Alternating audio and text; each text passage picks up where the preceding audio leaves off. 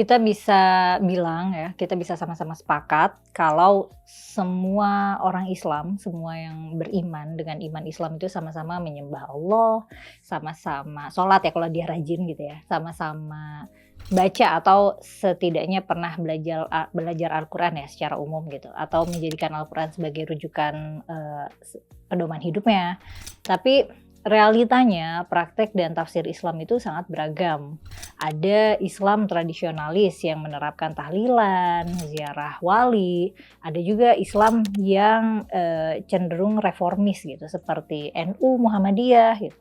Ada yang menetapkan syariat secara ketat, dan kalau diulik lebih dalam, ya akan lebih kompleks lagi. Nah, begitu juga di negara-negara lain, pemeluk Islam, cara beribadah dan bersosialnya dinamikanya ya mesti beda-beda. Dan kemudian dari sekian perbedaan ini, nah ada nggak sih Islam yang paling asli gitu, paling benar, paling otentik, Islam yang paling Islam? Nah masalahnya kemudian siapa yang berhak menentukan suatu golongan itu yang paling Islam gitu, yang paling benar atau yang benar gitu?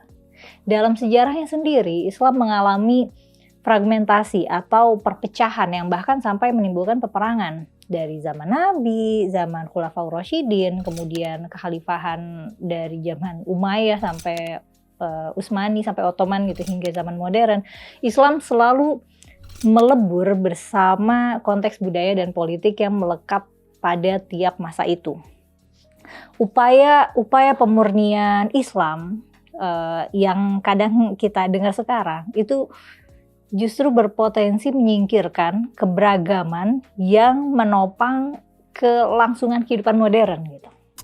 Keberagaman itu adalah bagian dari realitas modern yang nggak bisa dihindari gitu. Ya keniscayaan itu sendiri.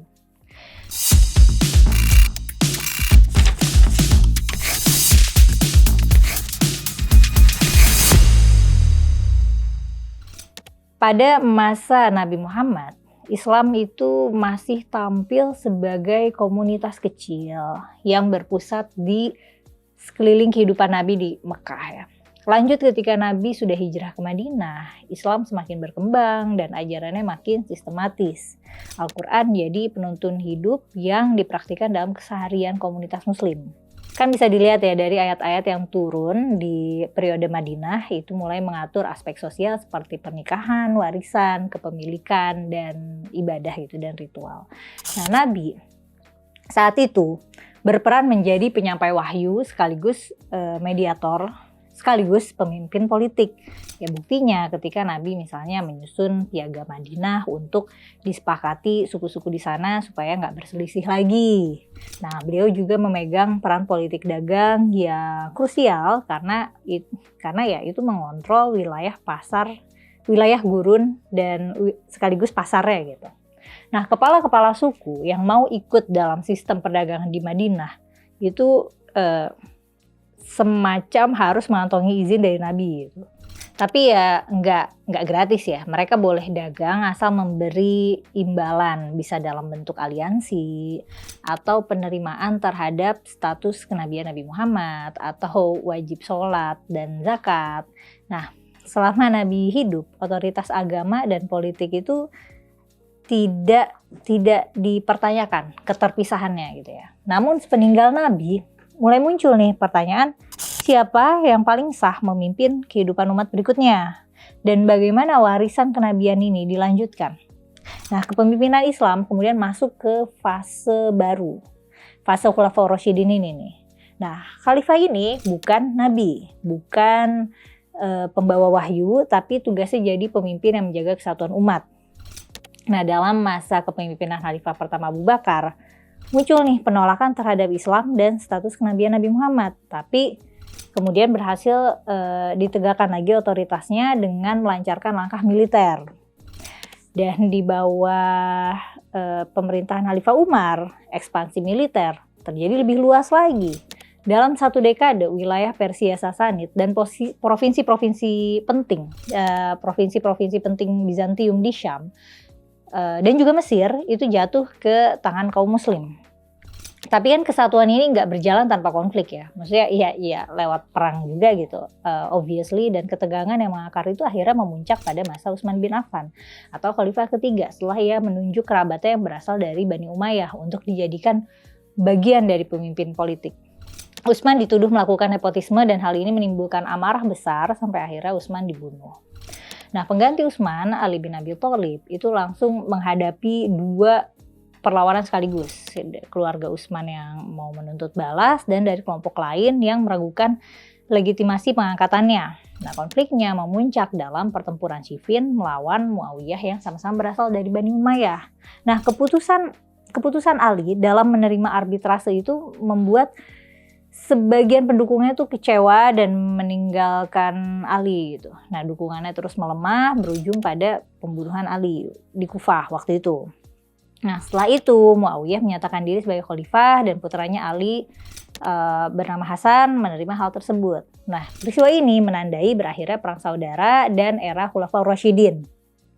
Nah, kita bisa lihat ya, meski masa ini adalah masa yang masih sangat dekat dengan Nabi gitu, dan mungkin dipandang sebagai kelanjutan Islam yang masih otentik gitu, masih asli. Nyatanya masa ini tuh umat Islam terbelah dalam pendapat-pendapat, dalam pertanyaan-pertanyaan tentang legitimasi, tentang otoritas, dan tentang cara menafsirkan kehendak Tuhan dalam politik. Akhir era Khulafaur Rasyidin ini akhirnya membuka jalan lahirnya benih-benih kelompok Khawarij, Syiah, dan Sunni. Dan sekaligus juga mengakhiri model kepemimpinan berbasis musyawarah jadi monarki, yang tadinya musyawarah jadi monarki atau kepemimpinan yang diwariskan secara turun-temurun. Nah, balik ke Muawiyah tadi, Muawiyah dan para penerusnya mengembangkan dinasti Umayyah menjadi kerajaan besar yang pusat politiknya berada di Damaskus dengan wilayah yang membentang dari Spanyol sampai Asia Tengah.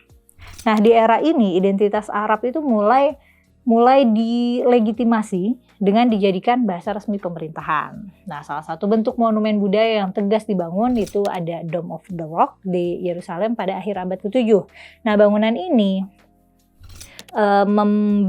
mensimbolkan pernyataan teologis atas posisi Islam dan membedakannya dari Yahudi dan Kristen gitu, bahwa Islam itu adalah identitas tersendiri. Nah, di masa Umayyah, Islam juga meluas dan gak hanya menjadi agama yang dianut penguasa, tapi juga menjadi agama masyarakat luas. Nah, era ini jadi fondasi bagi Islamisasi dan Arabisasi yang membentuk wajah peradaban Islam kemudian.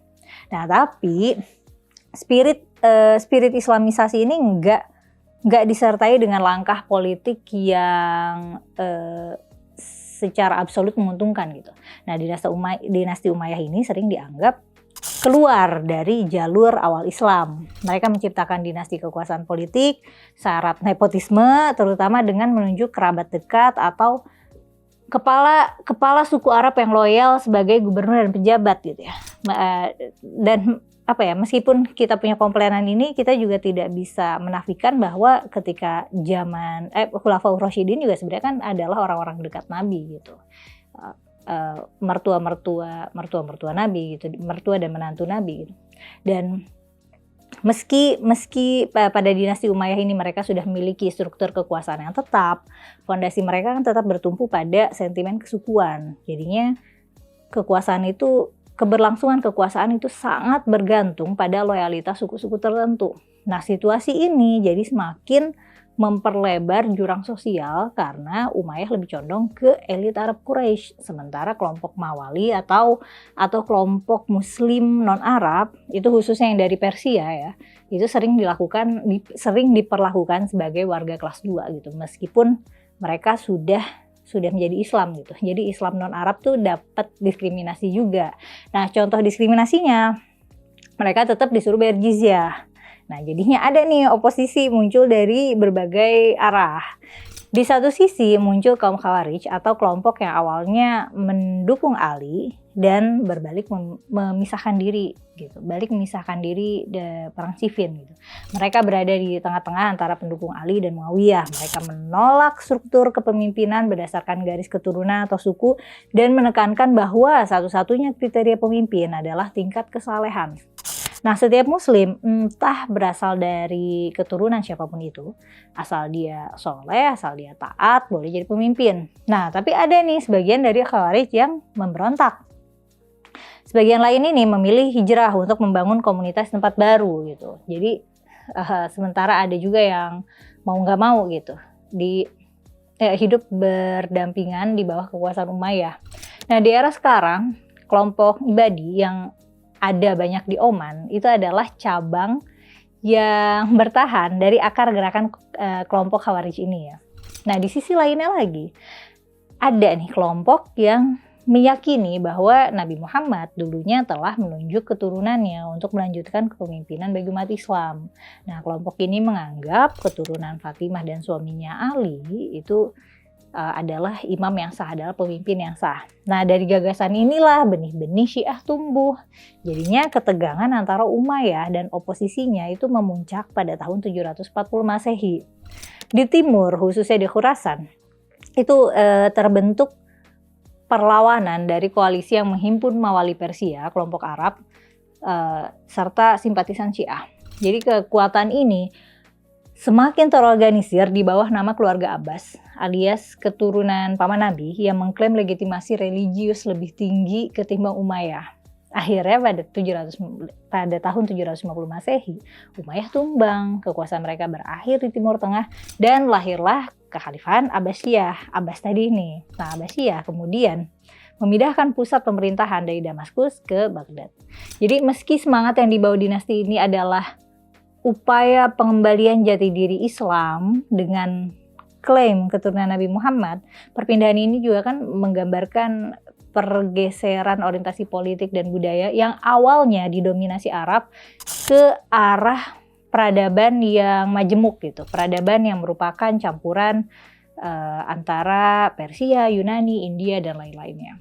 Khalifah Abbasiyah ke-7, Khalifah Al-Ma'mun, itu menekankan dukungan terhadap Mu'tazilah atau kelompok rasionalis dalam menafsirkan wahyu Al-Quran. Nah, periode ini membawa peradaban Islam di era Abbasiyah itu begitu berkembang dari segi ilmu pengetahuan. Nah, tapi upaya ini ditentang keras oleh ulama tradisionalis, kayak misalnya Imam Ahmad bin Hambal yang menekankan kembalinya interpretasi literal atas Quran dan Sunnah. Inilah yang kemudian jadi cikal bakal gerakan-gerakan reformis Islam di abad modern, seperti misalnya Wahabisme gitu, Wahabisme yang baru ada gerakannya tuh abad ke-19. Tapi saat itu juga ada yang ngambil jalan tengah. Abul Hasan al-Asy'ari itu mencoba mempertahankan Islam tradisionalis dengan nggak menerima klaim rasionalitas berlebihan dari kelompok Mu'tazilah, tapi juga nggak menolak dialektika beragama yang menggunakan akal gitu. Jadi balance gitu yang dia mau. Nah, makanya identitas Sunni itu makin menguat. Mereka yakin bahwa Nabi Muhammad itu tidak menunjuk siapapun untuk jadi penerus, sehingga kepemimpinan diserahkan pada musyawarah umat. Nah, otoritas agama dalam tradisi Sunni itu nggak terlalu bertumpu pada satu figur pemimpin tunggal, tapi nyebar ya. Ada otoritasnya tuh ada ulama, ada qadhi atau hakim, dan ada konsensus komunitas juga. Jadi perbedaan ijtihad di antara para ulama itu adalah bagian sah dari kehidupan beragama, dan akar politiknya itu sudah tampak sejak masa Umayyah, tapi baru di era Abbasiyah awal tradisi Sunni itu jadi lebih terstruktur, seperti misalnya melalui 4 mazhab fikih yang kita kenal sekarang. Nah, bedanya dengan tradisi Sunni, Syiah itu percaya bahwa otoritas itu harus berada pada garis keturunan Nabi gitu. Harus melalui Ali dan para imam setelahnya. Nah, imam mereka ini memegang posisi politik sekaligus pemegang otoritas spiritual yang punya wewenang secara sah menafsirkan Al-Quran dan Sunnah. Nah, seiring waktu Syiah juga bercabang-cabang jadi berbagai aliran. Ada Syiah Ismaili yang menekankan aspek batin dari agama, ada Syiah Zaidi yang fikihnya lebih dekat dengan Ahlus Sunnah ya, dan ada juga Syiah 12 imam gitu yang sekarang jadi mayoritas Syiah itu Syiah 12 imam. Nah, dasar perbedaan lainnya adalah jumlah dan siapa saja imam yang diakui.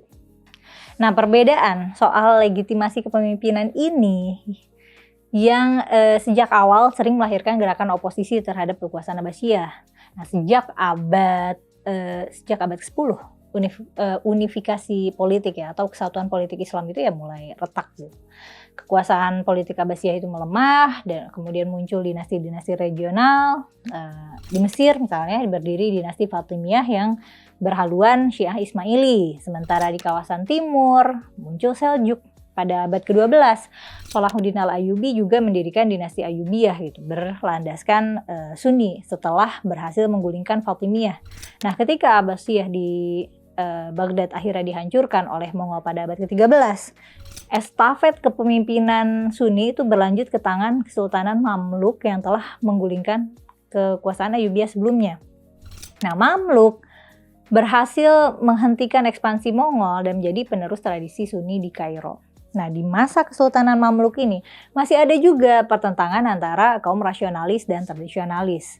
Jadi ada seorang pemikir tradisionalis ya, Ibnu Taimiyah, itu beliau merasa perlu menegaskan kembali makna iman yang sejati dengan menekankan bahwa Islam otentik itu hanya bisa bertumpu pada wahyu Allah gitu, sebagaimana tercermin dalam Al-Quran, sebagaimana tercermin dalam Sunnah Nabi gitu, dan konsensus para sahabat. Menurut beliau, otoritas agama itu nggak boleh bergeser ke filsafat atau ke pemikiran-pemikiran yang berisiko menjerumuskan umat gitu. Ya, melainkan ya harus terus berakar pada teks wahyu yang dipahami secara literal dan diamalkan dalam kehidupan sehari-hari. Nah, kemudian ada dinasti Utsmani, dinasti Ottoman yang berdiri sejak akhir abad ke-13 di Anatolia dan tumbuh jadi kekuatan besar sampai abad ke-16, sampai berhasil menaklukkan Konstantinopel. Nah, Ottoman kemudian memperluas kekuasaan, berhasil menaklukkan Kesultanan Mamluk dan menjadi penerus kekuasaan imperial Islam yang membawa tradisi Sunni. Namun pada awal abad ke-16 ada rival nih muncul dari dinasti Safawi di Persia. Nah, Safawi ini awalnya merupakan tarikat Sufi yang hidup berdampingan dengan tarikat Sufi di Ottoman. Tapi kemudian di bawah Syekh Junaidi mereka berubah jadi kelompok Syiah yang militan yang ingin mendirikan wilayah sendiri di Anatolia, Azerbaijan dan Iran. Nah, dinasti Ottoman yang berhaluan Sunni jadinya merasa terancam. Akhirnya perang. Safawi kemudian menguasai Iran sebagai pusat Syiah, sementara Ottoman menguasai Irak dan wilayah sekitarnya sebagai basis Sunni. Nah, rivalitas inilah yang jadinya memisahkan Iran dengan Arab Turki yang bahkan konfliknya berulang ya di zaman modern. Perang antara Irak dan Iran pada tahun 80-an juga dilatar belakangi dengan alasan yang mirip. Iran baru sukses menggulingkan Shah Pahlavi dan menyongsong revolusi Iran yang motivasinya adalah mendorong kemurnian ajaran Islam berdasarkan Syiah. Nah, hal ini dianggap sebagai ancaman oleh pemerintah Irak. Pemerintah Irak itu lebih sekuler dengan Islam Sunninya. Ya, jadinya perang lah. Tapi diakhiri dengan tanpa kemenangan siapapun ya. Nah, yang pasti semangat revolusi pemurnian Islam itu nggak menjulur ke Irak ataupun negara-negara sekitarnya. Nah, balik ke Ottoman lagi, relasi antara Islam dengan kehidupan politik di bawah kekuasaan Ottoman itu mulai berubah ketika pada abad ke-18 dan 19 itu ada tekanan internal dan pengaruh Eropa dengan konsep negara bangsa nih, konsep country state ini, dan perkembangan sains juga dan perkembangan pengetahuan juga. Nah, tradisi Islam, logika Islam, mistisitas Islam, moralitas Islam itu kan masih melekat dalam kehidupan sehari-hari masyarakat Ottoman saat itu. Tapi akibat pengaruh tadi muncullah pemikiran modernis Islam sebagai respons terhadap perubahan zaman. Mereka percaya bahwa Islam itu kalau diinterpretasikan dengan tepat itu bisa selaras dengan akal, bisa selaras dengan kemajuan sosial dan nilai-nilai peradaban modern. Nah, salah satunya Ottomanisme yang membawa gagasan kesatuan tanpa memandang ras atau agama itu mulai muncul gitu. Jadi dengan kata lain, Muslim, Kristen maupun Yahudi yang hidup di dalam kekaisaran itu dianggap sama-sama warga negara Ottoman dengan hak dan kewajiban yang setara. Nah, perubahan ini jadi mulai tampak jelas dalam era reformasi Tanzimat yang membawa pembaruan di bidang hukum dan administrasi. Jadi semua warga, muslim, non-muslim, itu dijanjikan kesetaraan di depan hukum gitu. Jadi pajak jizyah itu diganti, pemaksaan agama dilarang, hukuman mati bagi yang murtad itu tidak lagi diberlakukan secara formal. Ya, namun meski berbagai modernisasi dilakukan, Kesultanan Ottoman itu ya tetap melemah ya gitu. Maksudnya seiring waktu melemah sehingga setelah kekalahannya dalam Perang Dunia I, wilayah Arab jatuh ke tangan kolonial Inggris dan Prancis. Nah, sementara itu Turki membubarkan era kekhalifahan dan berdiri menjadi negara sekuler. Nah, kekalahan entitas Islam itu jadi pukulan besar ya buat kaum muslimin secara umum gitu. Jadi sini lahir bibit-bibit reformis Islam. Mereka menganggap bahwa kekalahan ini adalah karena karena para muslim mulai meninggalkan Islam nih, mulai mengabaikan perintah Allah, mulai tidak menjalankan perintah Allah dengan baik. Nah, jadi salah satu bentuk awalnya adalah Ikhwanul Muslimin atau Muslim Brotherhood di Mesir itu pada tahun 1928 oleh Hasan al-Banna. Nah, gerakan ini lahir sebagai upaya membangkitkan kembali moralitas individu muslim dan masyarakat muslim yang dinilai telah merosot karena mengikuti taklid buta atau karena pengaruh luar gitu. Misalnya pengaruh sufisme atau mistisisme yang berlebihan, dan juga termasuk karena masuknya nilai-nilai barat yang dianggap membawa sekularisme. Jadi solusi yang ditawarkan adalah konsep kembali ke Islam yang sesungguhnya dengan menjadikan Al-Quran sebagai dasar, dipahami melalui ijtihad yang otentik dan diterapkan dalam seluruh aspek kehidupan. Mulai dari pendidikan, hukum, ekonomi, hingga tatanan sosial semuanya harus berlandaskan Al-Quran. Tapi meskipun gagasan Ikhwanul Muslimin ini sempat berkembang, pengaruhnya nggak lama ya meredup ya, karena gelombang nasionalisme Arab yang dipelopori oleh Gamal Abdel Nasir. Jadi Nasirisme ini membawa visi Pan-Arabisme, yaitu proyek menyatukan negara-negara Arab di bawah ideologi sekuler, bukan agama. Dan terbentuklah United Arab Republic yang notabene merupakan federasi antara Mesir dan Suriah pada tahun 58, tapi ya cuma bertahan sampai 61. Tahun 1961 gitu. Dan Nasir ini cukup menekan habis-habisan jaringan Ikhwanul Muslimin ini. Jadi organisasinya dilarang, tokoh-tokohnya dipenjara, tapi kemudian intrik-intrik di internal negara-negara Arab ini ya nggak bisa dihindari sehingga proyek Pan-Arab juga rapuh gitu. Dan puncaknya terjadi ketika mereka kalah perang 6 hari melawan Israel pada tahun 1967. Nah, semangat kemerdekaan dan semangat Pan-Arabisme yang dulu membara itu akhirnya mulai kehilangan daya pikatnya ya. Muncul lagi perdebatan mengenai identitas. Apakah identitas ini harus mereka ciptakan sendiri atau diadaptasi dari dunia luar? Nah, dalam bukunya Albert Hourani berjudul History of Arab Peoples itu dijelaskan bahwa sebagian intelektual seperti Jalal Amin itu melihat kegagalan revolusi Mesir di tahun 1952 itu adalah akibat dari konsumerisme terhadap produk barat. Mereka harusnya mengandalkan prinsip moral sendiri yang asalnya ya dari mana lagi kalau bukan dari agama gitu loh. Nah, sementara itu Hasan Hanafi mengusulkan reinterpretasi tradisi Islam agar sesuai dengan kebutuhan zaman. Tapi ada juga Shadiq Jalal Al-Azam yang sama sekali menolak keterlibatan agama dalam ilmu pengetahuan sehingga ya nggak akan bisa jadi penggerak dalam gerakan sosial dan politik.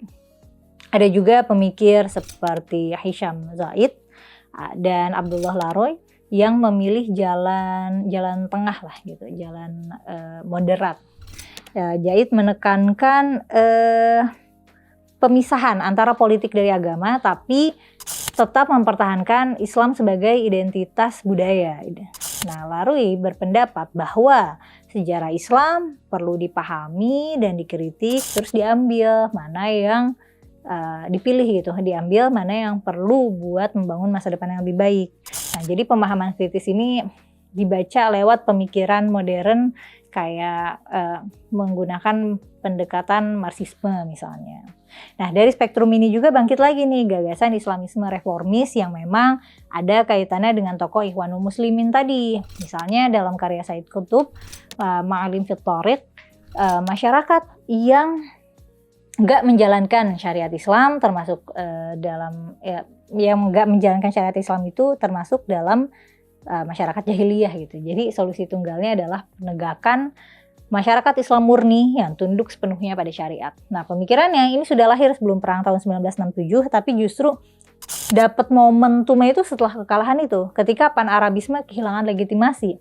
Dan ya ada polarisasi juga dalam pemikiran ini. Ada yang memang mau membangun tatanan Islam global dan menolak yang bukan Islam, tapi ada juga mereka yang masih menerima sistem yang ada untuk kemudian dipengaruhi lewat kebijakan.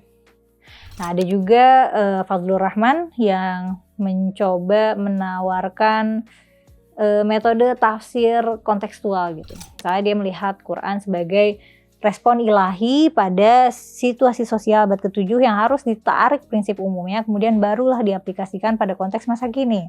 Nah, menurut dia, hanya dengan pembacaan historis kritis itu umat Islam baru bisa menjawab tantangan modern tanpa meninggalkan pesan wahyu. Fadlur Rahman itu bahkan pernah berkunjung ke Indonesia ya, dan beliau melihat bahwa NU dan Muhammadiyah adalah cerminan Islam yang progresif. Nah, ide-ide yang meluas di pusat peradaban Islam ini kemudian juga berpengaruh dalam dinamika Islam di Indonesia. Pengaruh reformis melatar belakangi berdirinya Muhammadiyah pada tahun 1912. Nah, gerakan ini mendorong umat supaya kembali ke Al-Quran dan Sunnah sambil tetap membuka ruang ijtihad agar Islam bisa selaras dengan kemajuan zaman. Beberapa tahun kemudian, di Bandung itu muncul Persatuan Islam atau Persis. Nah, Persis ini bisa dibilang gerakan reformis yang lebih Puritan gitu. Jadi mereka cenderung dekat dengan semangat Wahhabisme dan menolak tradisi tahlilan, tradisi ziarah, itu mereka menolak. Jadi di sisi lain muncul juga nih gerakan tradisionalis Nahdlatul Ulama pada tahun 1926. Nah, NU berdiri untuk meredam arus Wahhabisme dengan menjaga tradisi pesantren, mempertahankan tradisi tahlilan, selamatan, tasyakuran, ziarah wali gitu. Nah, itu mereka mempertahankannya kayak ngasih highlight atau trademark bahwa ini adalah praktik Islam Nusantara. Jadi dari semua ini kan jadi kita bisa melihat bahwa sepeninggal Nabi sampai hari ini dunia Islam tuh nggak memiliki satu aja tunggal. Mulai dari yang paling fundamentalis gitu, yang paling rasionalis, dari yang sekuler atau yang combo gitu, yang ada perpaduan di antara salah duanya atau bahkan tiga-tiganya gitu. Dan bahkan juga melebur dengan pemikiran-pemikiran modern, dan fragmentasi yang kita lihat ini menegaskan bahwa satu hal penting, bahwa agama termasuk Islam yaitu memang bagian dari budaya gitu. Karena agama merupakan bagian dari budaya, maka agama selalu bergerak dan menyesuaikan diri dengan zaman, menyesuaikan dengan konteks sosial, di mana agama itu tumbuh berkembang. Sebab agama baru benar-benar berfungsi kalau ada umatnya. Dan umat itu punya kebutuhan, umat itu punya masalah, dan punya realitas yang berubah dari masa ke masa gitu. Jadi kalau misalnya mau membandingkan ya, Kristen juga mengalami hal serupa gitu. Sejak awal penyebarannya di abad keempat, Kristen tuh sudah pecah ke dalam berbagai sekte seperti Arianisme, Monofisit, hingga ada Nestorianisme yang pecah juga karena perbedaan keyakinan tentang relasi Tuhan dengan Yesus, dan juga punya perbedaan pendapat tentang konsep Trinitas. Bahkan setelah jadi agama resmi Kekaisaran Romawi, perpecahan juga tetap berlanjut. Di abad ke-11 ada peristiwa The Great Schism yang memisahkan gereja Kristen jadi dua kubu gitu ya. Jadi ada gereja Katolik Roma di barat ada gereja ortodoks di timur. Nah, yang satu dipimpin paus, yang satunya lagi percaya bahwa nggak ada otoritas sentral dalam gereja. Nah, di abad ke-16 pun pernah ada reformasi Protestan yang menolak otoritas absolut gereja Katolik. Nah, jadi dari sini lahirlah denominasi-denominasi seperti Lutheran, Calvinis, Anglikan, dan lain-lain, ada banyak. Nah, kalau lihat di Wikipedia, ya kalau dicek di Wikipedia itu denominasinya ada ratusan ya listnya. Jadi fragmentasi dalam agama Kristen juga terjadi begitu luas, dan Kristen juga kan agama yang lebih tua dari Islam ya, jadi wajar aja kalau pecahannya lebih banyak, dan lebih mencolok juga daripada Islam. Dan juga perpecahan ini juga timbul karena banyaknya beragam pertanyaan tentang otoritas, pertanyaan tentang legitimasi, dan tafsir wahyu gitu. Jadi upaya memaksakan agama jadi satu aliran tunggal yang kafah gitu, yang secara menyeluruh, itu pasti akan terus muncul counternya gitu, akan terus ada perlawanannya. Ketika praktik agama dipaksa untuk tidak menyesuaikan zaman dan budaya, ya akan berisiko menjadi kaku, ya akan jadi eksklusif, dan jadinya tidak ramah terhadap masyarakat. Dan kalau dipaksakan ya agama justru bisa terisolasi gitu. Agama jadi hal yang tidak terintegrasi dengan masyarakat gitu. Jadi kehilangan maknanya. Ya kita pernah kan melihat ada fatwa-fatwa absurd gitu. Katanya Facebook haram, bank haram, demokrasi haram, feminisme haram. Ya apalah banyak yang diharam-haramin. Padahal kan ini semua adalah perangkat, ini semua adalah ide yang muncul, yang hadir untuk mendorong peradaban ya semakin maju, terbuka, dan sejahtera gitu. Jadi kalau misalnya suatu agama hanya terpaku sama suatu tafsir lama tanpa mau dilenturkan gitu, tanpa mau beradaptasi, ya jadinya akan berisiko kehilangan relevansinya dengan umatnya gitu. Ya jalan di tempat aja gitu, stagnan, jumud. Ya barangkali barangkali pemurnian pada hakikatnya adalah bagaimana kita bisa terus-menerus mengoreksi cara pandang kita sesuai dengan perkembangan sistem yang mendorong terciptanya kehidupan yang lebih adil dan lebih layak buat semua, bukan buat kelompok agama kita aja gitu. Jadi sehingga kalau misal ada cara pandang kita yang udah nggak lagi relevan dengan kebutuhan zaman, atau tidak berkepentingan untuk mensejahterakan semua orang gitu, ada tumbalnya, ya kita kan tinggal memurnikannya gitu dengan cara pandang baru yang lebih mengedepankan realita, mengedepankan ilmu pengetahuan gitu, lebih bijaksana dan lebih humanis, bukan dengan memaksakan keautentikan suatu ajaran yang justru mungkin nggak akan membawa kita kemana-mana gitu. Ya ini mungkin bisa jadi cara supaya agama nggak kehilangan daya hidupnya di tengah masyarakat, kalau memang mau mempertahankan agama. Nah sementara itu belakangan ini kita kan suka lihat ada berita-berita anti imigran ya di berbagai negara, di berbagai negara deh, dan salah satunya kan imigran Muslim. Nah yang diresahkan adalah imigran Muslim ini ingin menegakkan syariat gitu, atau ingin mengislamisasi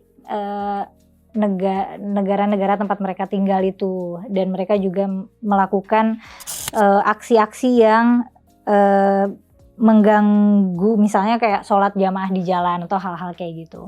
Ya aku pengen bahas sih, tapi ini udah panjang banget, jadi itu buat episode selanjutnya aja gitu. Tapi untuk yang sekarang menurut kamu gimana nih?